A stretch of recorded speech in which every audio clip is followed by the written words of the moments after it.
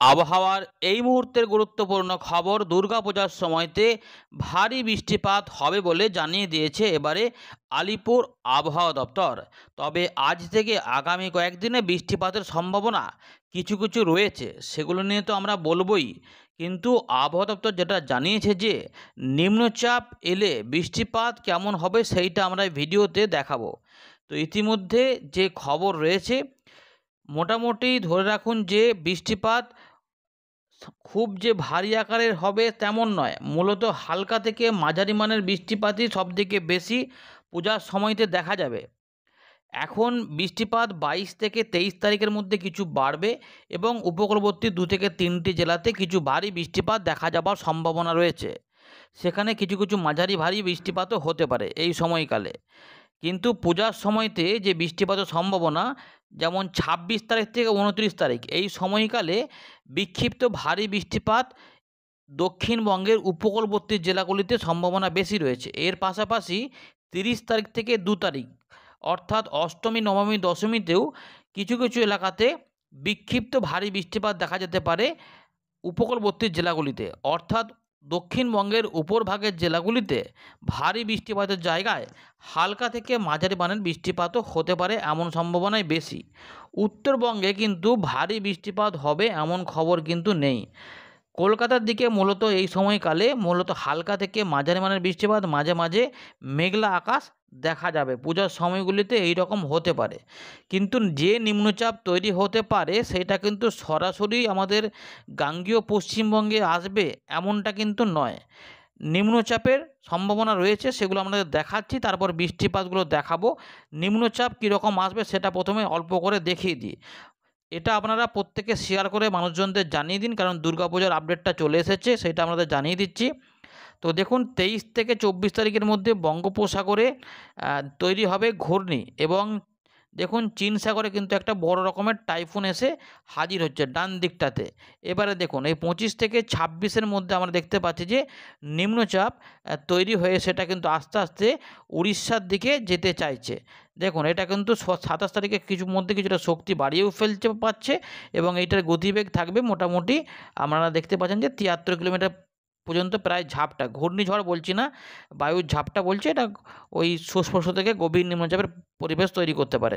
এর ফলে প্রচুর পরিমাণে জলীয় বাষ্প ঢুকবে, যার জন্য এই উপকূলবর্তী যে এলাকাগুলো রয়েছে এখানে কিছু ভারী বৃষ্টিপাত হতেও পারে। তবে হালকা মাঝারি বৃষ্টিপাতে বেশি সময় রয়েছে। 28 তারিখে এটা হয়ে গেল। এটা হচ্ছে 29 তারিখ পর্যন্ত সময়ের মধ্যে বলেছে আবহাওয়া দপ্তর যে 26 থেকে 29 এই 4টে দিনে দু এক জায়গায় বিক্ষিপ্ত ভারী বৃষ্টিপাত হতে পারে, এরকম সম্ভাবনাই বেশি। তবে বিরাট আকারে ঝড় টড় হয়ে একদম একাকার কাণ্ড করবে নিম্নচাপে তেমনটা কিন্তু নয়। কিন্তু 30 থেকে 1-2 এই সময়কালে আবারও কিন্তু বৃষ্টিপাতের সম্ভাবনা থাকবে। এখানেও বিক্ষিপ্ত ভারী বৃষ্টিপাত দু এক জায়গায় দেখা যেতে পারে। এখন কিন্তু আমরা এখানে এইটা দেখতে পাচ্ছি ইসিএমডব্লিউ মডেলে 2 তারিখ 3 তারিখের দিকে একটা হালকা ঘূর্ণাবর্ত দেখা যাচ্ছে। কিন্তু জিএফএস মডেল যদি আপনাদের দেখায় তাহলে দেখবেন বেশ কিছুটা পরিবর্তন কিন্তু রয়েছে। ভালো করে দেখুন, দুটো সিস্টেম দেখাচ্ছে এই মুহূর্তে আপডেটে পরিবর্তন রয়েছে। 24 থেকে 25 তারিখের মধ্যে পূর্ব মধ্য বঙ্গোপসাগরে তৈরি হতে চলেছে নিম্নচাপ। জিএফএস মডেল অনুযায়ী এখানে কিন্তু সিস্টেমটি আস্তে আস্তে 26 তারিখের দিকে উড়িষ্যার দিকে প্রবেশ করতে চাইছে, এবং যার ফলে 75 কিলোমিটারের ঝাপটা পাওয়া যাচ্ছে, এবং আমাদের স্থলভাগেও বাংলাদেশ ও পশ্চিমবঙ্গে প্রায় 50-51 কিলোমিটারের ঝাপটা পাওয়া যাচ্ছে। যদি বায়ুর গতিবেগটাও আপনাদের দেখাই তাহলে দেখুন কত কিলোমিটার হচ্ছে। এখানে কিন্তু বায়ুর গতিবেগ মোটামুটি 64-65, মানে গভীর অতি গভীর নিম্নচাপের ইঙ্গিত দিচ্ছে জিএফএস মডেল। এটা কিন্তু আপনাদের দেখিয়ে রাখলাম। এটা হচ্ছে যে প্রথম নিম্নচাপ যেটা বলছি, এটা এখানে এগিয়ে যাচ্ছে। এখন এটা ঘূর্ণিঝড় হবে কি না হবে সেই নিয়ে আবহাওয়া দপ্তর কিছু বলেনি, এখন এই মুহূর্তে পরিষ্কার নয়, কারণ দুটো মডেলে প্রায় একই রকম দেখা যাচ্ছে না। আরেকটি ব্যাপার দেখা যাচ্ছে যে ওই দেখুন এখানে আবার এই যে আন্দামান সাগরের উত্তর ভাগে এইখানটাতে আমরা 30 থেকে 1 তারিখের মধ্যে, মানে 1 অক্টোবরের দিকে একটা নিম্নচাপ শক্তি বৃদ্ধি করে ঘূর্ণিঝড়ের মতো শক্তি নিতে চাই। যে এই মুহূর্তের আপডেটে কিন্তু আমরা যদি বায়ুর ঝাপটা মোডে দেখাই তাহলে 100 কিলোমিটারের পর্যন্ত বায়ুর ঝাপটা পাওয়া যাচ্ছে, এবং 102-3ও হয়ে যাচ্ছে এই জায়গাগুলোতে। এবং এটাও কিন্তু উড়িষ্যার দিকে যেতে চাইছে। ভালো করে দেখুন, এটাও উড়িষ্যার দিকে যেতে চাইছে। এটা কিন্তু গতিবেগটা কিন্তু বায়ুর ঝাপটা মোডে 103 কিলোমিটার। বায়ুর গতিবেগে যদি আমাদের দেখাই তাহলে এটার গতিবেগ প্রায় 80 কিলোমিটার, অর্থাৎ ঘূর্ণিঝড়ের গতিবেগ পাওয়া যাচ্ছে, যেটা সরাসরি উড়িষ্যার দিকে হয়ে অন্ধ্রপ্রদেশের দক্ষিণ ভাগ হয়ে এটা এই দিকে চলে যেতে চাইছে। অর্থাৎ জিএফএস মডেল বলছে যে পূজার কাছাকাছি সময়তেই ঘূর্ণিঝড়ের আশঙ্কা কিন্তু রয়েছে। গভীর নিম্নচাপ, অতি গভীর নিম্নচাপ, তারপর আবার একটা ঘূর্ণিঝড়ের আশঙ্কা এই মুহূর্তে দেখাচ্ছে জিএফএস মডেল। যদি আমরা এই জিএফএস মডেল অনুযায়ী দেখি তাহলে কিন্তু 25 থেকে 26 তারিখের মধ্যে উপকূলবর্তী জেলাগুলিতে কিছুটা বৃষ্টিপাত বাড়বে এবং ভারী অতি ভারী প্রবল বর্ষণ উড়িষ্যার দিকেই হবে। কিন্তু পূজার সময়তে যে 26 মানে মোটামুটি 26-27 মানে আমরা হয়ে গেল পঞ্চমী, 27 মানে পঞ্চমীর দিনেও বৃষ্টিপাত রয়েছে। তাই হালকা মাঝারি বৃষ্টিপাতে চলবে, তারপরে বিক্ষিপ্ত ভারী বৃষ্টিপাত বলেছে। এই মুহূর্তে জিএফএস মডেল অনুযায়ী যদি বলা হয় কিন্তু আমরা অতটা বৃষ্টিপাত দেখতে পাচ্ছি না, হয়তো 1 পশলা 2 পশলা হবে। আবার 1 তারিখ 2 তারিখ মানে নবমী দশমীর দিকে যখন চলে যাচ্ছে, দশমীর দিনে বৃষ্টিপাতের ইঙ্গিত, যদি এটা হয় আর কি, তবেই, না হলে নয়। আমরা এবার দেখে নেবো যে মডেলটা আমাদের দেখানো হয় সচরাচর, সেটা হচ্ছে যে ECMW মডেল। এই মডেল অনুযায়ী যদি আমাদের দেখাই তাহলে যেটা আবহাওয়া দপ্তর বলেছে যে 26 থেকে 26 থেকে 29 এই টাইমটাতে বিক্ষিপ্তভাবে ভারী বৃষ্টিপাত উপকূলবর্তী জেলাগুলিতে আসতে পারে। তো 25 তারিখে কত বৃষ্টিপাত রয়েছে, তৃতীয়ার দিনে কিন্তু 1 পশলা বৃষ্টিপাতের ইঙ্গিত দেখা যাচ্ছে কলকাতা সহ পাশেপাশের জেলাগুলিতে। মেঘলা আকাশ থাকবে।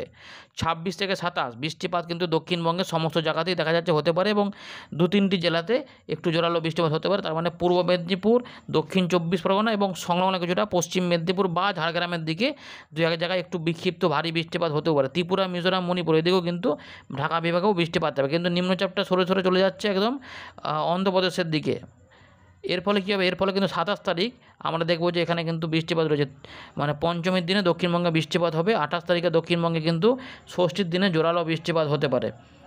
দক্ষিণবঙ্গে কিন্তু বাংলাদেশ ও কলকাতা হাওড়ার আশেপাশে ভালো বৃষ্টিপাত হতে পারে, এটা কিন্তু রয়েছে।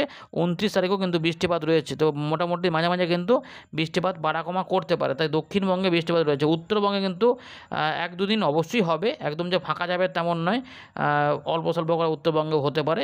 30 তারিখের দিকে যদি আমরা চলে যাই, 30 তারিখে উত্তরবঙ্গে রাত থেকে সকালে সামান্য একটু বৃষ্টিপাত অল্প স্বল্প হতে পারে, বিহারের দিকগুলো তো রয়েছে। 1 তারিখ থেকে 2 তারিখ বৃষ্টিপাত একটু কম দেখা যাচ্ছে ECMW মডেল অনুযায়ী, কিন্তু কম থাকলেও 1 পশলা বৃষ্টিপাতের ইঙ্গিত, অর্থাৎ হালকা হালকা করে বৃষ্টিপাত কিন্তু প্রত্যেক দিন আমরা দশমীর দিনেও দেখা যাচ্ছে যে বৃষ্টিপাত উপকূলবর্তী জেলাগুলিতে তুলনামূলক একটু রয়েছে। কিন্তু সবই ওই বেশি বৃষ্টিপাত যদি হয় তার মানে উপকূলবর্তী জেলাগুলিতেই হতে পারে, এমনটা রয়েছে। এবারে বর্তমান আবহাওয়া পরিস্থিতিতে আমরা 22 এবং 23 তারিখে কিন্তু বৃষ্টিপাত দেখব রয়েছে, ভারী বৃষ্টিপাত হতে পারে। আবহাওয়া দপ্তর 23 তারিখে বলেছে, কিন্তু ভারী বৃষ্টিপাত আমরা 22 থেকে তারিখেও দেখতে পারি, বিক্ষিপ্ত ভারী বৃষ্টি। ভালো করে দেখুন, 22 থেকে 23 তারিখে জোরালো বৃষ্টিপাত রয়েছে পশ্চিমবঙ্গ, দক্ষিণবঙ্গে সহ গাঙ্গেয় পশ্চিমবঙ্গ এবং বাংলাদেশ সহ কিছুটা বাংলার মধ্যভাগেও হবে এবং উত্তরবঙ্গে কিছু কিছু অল্প করে যাবে।